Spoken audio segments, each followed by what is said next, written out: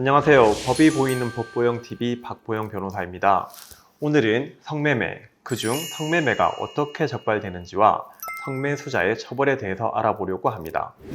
성매매는 현장에서 적발되는 일은 거의 없습니다. 지금도 여전히 지역마다 집창촌이 존재하지만 단란주점, 노래방 등 유흥업소에서 소위 2차라는 형태로 암암리에 성매매가 이루어지기도 하고, 마사지방에서 서비스라는 형태로 변종 성매매가 이루어지거나, 일반 주거지역에서 오피스텔을 얻어놓고 그 안에서 몰래 성매매가 이루어지는 등 워낙 음지에서 이루어지는 데다가 그 종류가 매우 다양하기 때문에 성매매 업소들을 일일이 적발하는 것은 사실상 불가능에 가깝기 때문입니다. 따라서 대부분 경찰이 신고나 첩보 등을 통해 특정 업소에서 성매매를 한다는 정보를 입수하고, 보통 장기간 수집한 성매매 업소들에 대해 경찰서 단위가 아니라 경찰청에서 기획수사를 합니다. 단속은 한번 나갈 때 대대적인 규모로 여러 업소를 동시다발적으로 이루어지므로 기본적으로 다량의 압수수색 영장을 신청하여 영장을 가지고 가서 성매매 업소의 장부를 압수합니다. 그렇게 압수한 장부에는 성매수자의 연락처와 인상착의가 기재되어 있고, 경찰의 함정수사를 피하기 위해 명함을 요구하는 업소에서는 성매수자의 직업까지 기재해 두므로 그렇게 성매수자가 누구인지를 특정하게 되는 것입니다.